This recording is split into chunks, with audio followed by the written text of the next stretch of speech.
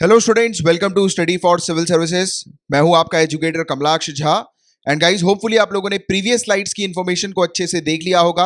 अगर नहीं देखा है तो वीडियो को पीछे करके स्लाइड्स में दी गई इन्फॉर्मेशन को अच्छे से पढ़ लीजिए, क्योंकि वहां पर आपको पता लग जाएगा कि इस टेस्ट के डेली बेसिस पर टॉपिक्स जो है वो मैं आप लोग को कहां पर प्रोवाइड कराता हूं।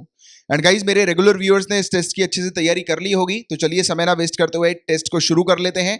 All the very best. सबसे पहला क्वेश्चन आपके सामने आ गया है। गाइस, फटाफट बताइए इन तीनों में से कौन सा स्टेटमेंट करेक्ट है।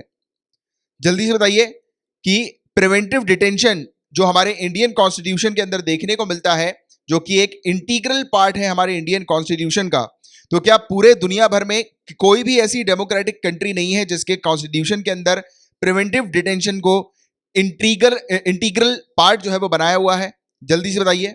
अभिन्न अंग क्या पूरे दुनिया भर में कोई भी ऐसी लोकतांत्रिक देश नहीं है जहां पर निवारक निरोध जो है वो इंटीग्रल पार्ट, अभिन्न अंग हम लोग को संविधान का देखने को मिलता है। और इंडिया के अंदर प्रिवेंटिव डिटेंशन जो है गाइस, ये ब्रिटिश रूल के समय पर भी मौजूद था। साथ ही साथ कोई भी पर्सन जब उसको प्रिवेंटिव डिटेंशन के तहत अरेस्ट किया जाता है, तो क्या उसे 24 घंटे से पहले पहले विद इन 24 आवर्स क्या उसको मजिस्ट्रेट के सामने प्रस्तुत किया जाता है, प्रोड्यूस किया जाता है, पेश किया जाता है? तो जल्दी से बताइए इन तीनों में से कौन सा करेक्ट आंसर होगा, स्टेटमेंट कौन सा करेक्ट है? जल्दी से बताइए। तो पहला और दूसरा बिल्कुल करेक्ट है, तीसरा जो है वो इनकरेक्ट है, राइट? क्योंकि प्रिवेंटिव डिटेंशन के अंदर ये वाला क्लॉज हम लोग को देखने को नहीं मिलता, मैजिस्ट्रेट के सामने जो अक्यूज है उसको प्रोड्यूस करने का। नेक्स्ट क्वेश्चन आपके सामने आ गया है। तो सपोज कीजिए कि आप डिस्ट्रिक्ट कलेक्टर हैं और आपने देखा कि एक 14 साल से कम की उम्र का बच्चा एक रेस्टोरेंट में काम कर रहा है, तो आपका क्या एक्शन होगा? तो क्या आप उस रेस्टोरेंट के मालिक को आर्टिकल 24 के वॉयलेशन के लिए क्या उसको आप दंडित करेंगे, सजा देंगे? इसके अलावा क्या आप पनिश करेंगे उस रेस्टोरेंट के ओनर को child labour prohibition and regulation amendment act 2016 के तहत? क्या इनमें से दोनों होगा, क्या नन ऑफ द अबव होगा? तो देखिए, गौर फरमाइएगा, यहां पर रेस्टोरेंट की बात की जा रही है, ठीक है? और रेस्टोरेंट एक ऐसी प्लेस होती है जो कि हजार्डरस नहीं होती, राइट? तो उसके लिए क्या ये दोनों स्टेटमेंट एप्लीकेबल होंगे इस चीज के लिए? हाँ, बिल्कुल होंगे, क्योंकि ऑनरेबल सुप्रीम कोर्ट ने ये वाली चीज भी कही हुई है कि क्योंकि जो इनिशियली जब इंडियन कॉन्स्टिट्यूशन के अंदर ये क्लॉज हम लोग को देखने को मिला था, तब उस समय सिर्फ हजार्डरस जैसी जगह जो होती थी, जैसे कि बात करें माइंस वगैरह की, फैक्ट्री वगैरह की, और कोई भी हजार्डरस एक्टिविटी जहां पर होती है, तो वहां पर बच्चों को जो है वो प्रिवेंट किया जाता था कि वहां पर बच्चे जो है वो उनको एम्प्लॉयमेंट जो है वो नहीं दी जाए, राइट?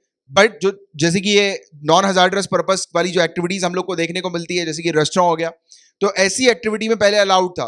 बट अभी कुछ समय पहले ऑनरेबल सुप्रीम कोर्ट ने ये क्लैरिफाई कर दिया कि इवन रेस्टोरेंट तक में अगर कोई बच्चा 14 साल के कम की उम्र का है, तो उसको यानी कि फिर उस जिसने उसको एम्प्लॉय किया है, उसका एम्प्लॉयर जो है, तो उसको दंडित किया जाएगा, पनिश किया जाएगा। तो ये दोनों ही बिल्कुल इसके करेक्ट आंसर होंगे। तो करेक्ट आंसर जो होगा वो थर्ड हम लोग को देखने को मिलेगा, राइट? तो ये बकायदा एज इट इज पूरी चीजें लक्ष्मीकांत में दी गई हैं। नेक्स्ट आपके सामने जो क्वेश्चन है, करेक्ट स्टेटमेंट बताना है। आर्टिकल 27 अनुच्छेद 27 जो है वो क्या कहता है? तो कोई भी एक इंसान जो है उसको किसी प्रकार का टैक्स नहीं पे करना है, जो भी रिलीजियस जो इंस्टीट्यूशंस वगैरह जो होते हैं, मंदिर मस्जिद जैसे धार्मिक स्थल जो हम लोग को देखने को मिलते हैं, तो उनके प्रमोशन और मेंटेनेंस के लिए। तो अगर कोई इंसान किसी धार्मिक स्थल के प्रमोशन और मेंटेनेंस का काम करते हैं, तो उनको टैक्स से एग्जेम्पशन दे दिया जाता है। तो क्या ये वाली चीज आर्टिकल 27 में लिखी हुई है? और जो टैक्सेस जो होते हैं गाइस, तो उसका उपयोग मेंटेनेंस, जो जितने भी सभी रिलीजियस इंस्टीट्यूशन है, क्या सभी रिलीजियस इंस्टीट्यूशन के मेंटेनेंस के लिए सरकार टैक्सेस का उपयोग करती है? जल्दी से बताइए। जो रिलीजियस इंस्टीट्यूशन है, क्या सभी के लिए ओपन है बिना किसी डिस्क्रिमिनेशन के? और रिलीजियस इंस्टीट्यूशन किसी भी प्रकार की एंट्री फीस जो है वो नहीं ले सकते, नहीं चार्ज कर सकते। तो बताइए इसमें से क्या करेक्ट आंसर होगा?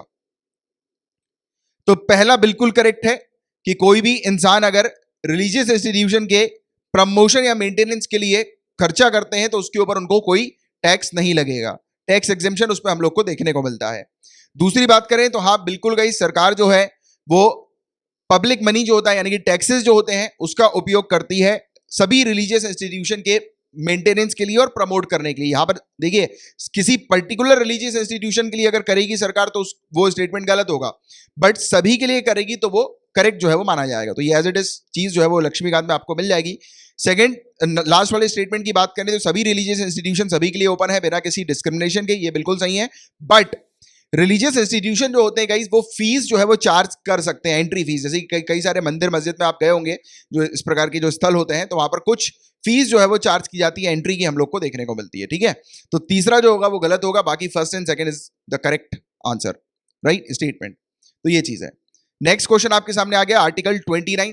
तो क्या आर्टिकल 29 किसी भी सेक्शन ऑफ सिटीजन जो है, जो कि हमारी कंट्री के किसी भी पार्ट में रह रहे हैं, उनका कोई एक पर्टिकुलर खुद की लैंग्वेज है, खुद की स्क्रिप्ट है, खुद का कल्चर है, तो क्या उनके पास अधिकार है उसको कंजर्व करने का? क्या उनके पास अधिकार है संरक्षण का? तो क्या ये चीज आर्टिकल 29 में मेंशन्ड है? इसके अलावा आर्टिकल 29 के अंदर ये प्रोटेक्शन दिया जाता है रिलीजियस माइनॉरिटीज को और साथ ही साथ लिंग्विस्टिक माइनॉरिटीज को ही। तो क्या सिर्फ रिलीजियस माइनॉरिटीज और लिंग्विस्टिक माइनॉरिटीज को ही प्रोटेक्शन दिया गया है, या फिर मेजॉरिटी को भी दिया गया है? जल्दी से बताइए क्या इसका करेक्ट आंसर होगा। तो correct answer is one only, क्योंकि यहां पर मेजॉरिटी को भी और माइनॉरिटी को, दोनों को ही जो है वो ये दे रखा गया है कि वो अपने खुद के जितने भी स्क्रिप्ट, लैंग्वेज या कल्चर हैं, और चाहे वो इंडिया के किसी भी पार्ट में रह रहे हो, तो वो उस पर्टिकुलर अपने लैंग्वेज, स्क्रिप्ट और कल्चर को कंजर्व कर सकते हैं, संरक्षण जो है वो उसका कर सकते हैं। तो ये सिर्फ और सिर्फ रिलीजियस माइनॉरिटीज या लिंग्विस्टिक माइनॉरिटीज के लिए क्लॉज नहीं है, राइट। तो इसीलिए सेकंड जो होगा वो गलत हो जाएगा, क्योंकि यहां पर ओनली लिखा हुआ है, ठीक है। तो ये चीज आप लोग को होनी चाहिए क्लियरिटी। नेक्स्ट की अगर बात करें, सभी रिलीजियस या फिर लिंग्विस्टिक माइनॉरिटीज जो होती है, मेजॉरिटी नहीं, यहां पर सिर्फ माइनॉरिटीज की बात की जा रही है, तो क्या उनके पास राइट है ये एजुकेशनल इंस्टीट्यूशन को एस्टैब्लिश और एडमिनिस्टर करने का अपने चॉइस के अकॉर्डिंग वाले? आर्टिकल 30 के अंदर जो हम लोग को देखने को मिलता है। तो क्या जो भी पर्टिकुलर माइनॉरिटी है, क्या सिर्फ वो ही अपने एजुकेशनल इंस्टीट्यूशन जो होते हैं उसको एस्टैब्लिश कर सकती है और एडमिनिस्टर कर सकती है? क्या यहां पर मेजॉरिटी को हक नहीं है? तो ये वाली चीज यहां पर बताई जा रही है फर्स्ट के अंदर। सेकंड की बात करें, हमारे इंडियन कॉन्स्टिट्यूशन के अंदर जो माइनॉरिटी का टर्म है वो डिफाइन नहीं किया गया है। जल्दी से बताइए क्या इसका करेक्ट आंसर होगा, फटाक से बताइए। क्या हमारे इंडियन कॉन्स्टिट्यूशन में माइनॉरिटी को डिफाइन नहीं किया गया है क्या? हाँ, बिल्कुल नहीं किया गया है। और यहां पर पहला वाला जो क्लॉज है गाइस, ये माइनॉरिटीज का ही हम लोग को देखने को मिलता है। यहां पर मेजॉरिटी को ये पावर जो है वो नहीं दी गई है अपने एजुकेशनल इंस्टीट्यूशन को एस्टैब्लिश और एडमिनिस्टर करने की। ये सिर्फ माइनॉरिटीज की हम लोग को देखने को मिलती है, ठीक है, माइनॉरिटीज के प्रोटेक्शन के लिए। तो ये चीज है, इसलिए फर्स्ट वाला जो होगा वो करेक्ट होगा और सेकंड इनकरेक्ट, क्योंकि इंडियन कॉन्स्टिट्यूशन के अंदर माइनॉरिटीज को डिफाइन नहीं किया गया है। नेक्स्ट की अगर हम लोग बात करें गाइस, तो माइनॉरिटी एजुकेशनल इंस्टीट्यूशन जो होते हैं वो किस प्रकार के इंस्टीट्यूशन होते हैं?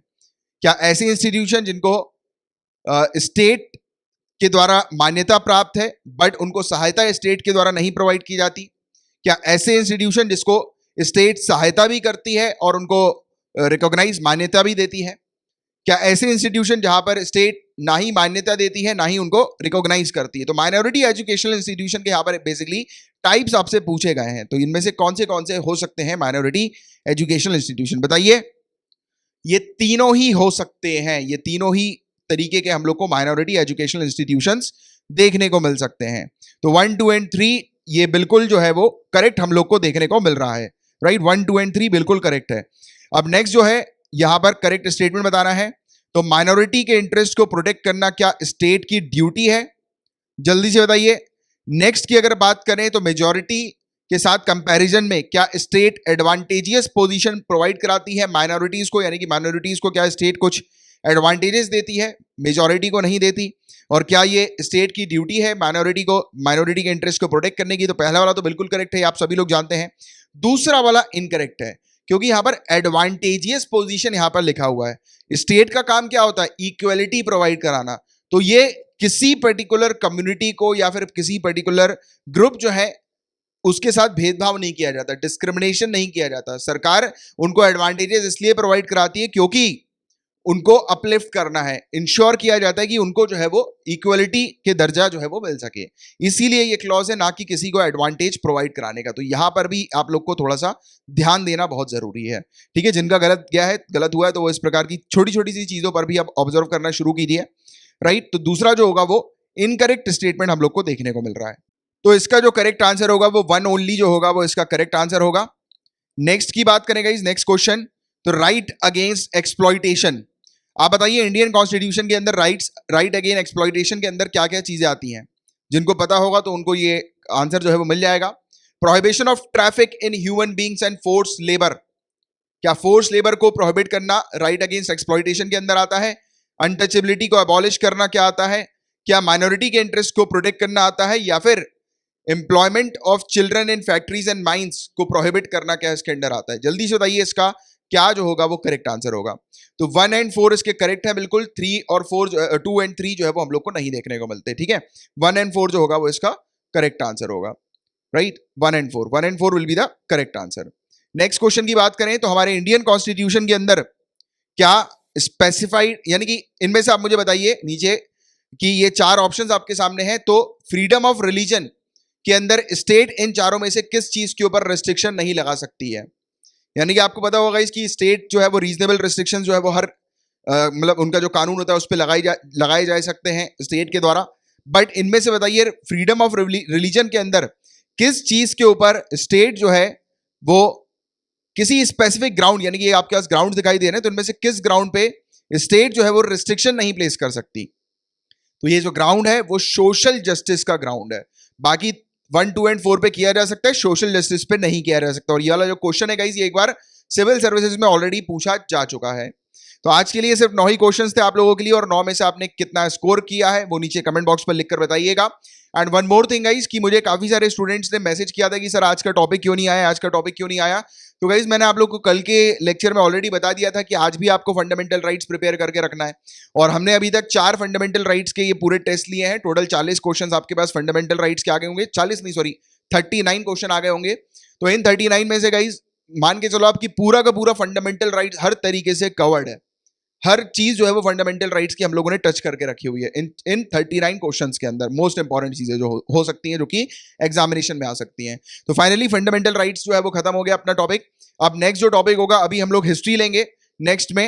अब वो टॉपिक्स कौन से होने वाले हैं वो कल मॉर्निंग में मैं आप लोग को टेलीग्राम के ग्रुप में हमारे जो है वो बता दूंगा, ठीक है। डिस्क्रिप्शन पे भी टेलीग्राम के ग्रुप की लिंक दी गई है, तो उस पर भी आप जो है वो क्लिक करके जो है वो हमारे टेलीग्राम के ग्रुप को जो है वो ज्वाइन कर सकते हैं। या फिर इस जो ये टेस्ट शुरू हुआ है उसके स्टार्टिंग में जो स्लाइड्स आई होंगी उनको आप अच्छे से पढ़ लीजिए, आपको पता लग जाएगा कि टेलीग्राम का ग्रुप जो है वो आप लोग को कहां पर मिलेगा, ठीक है। चलो एनीवेज अब हम लोग मिलेंगे कल, तब तक के लिए bye bye, take care, have a great day ahead, Tata.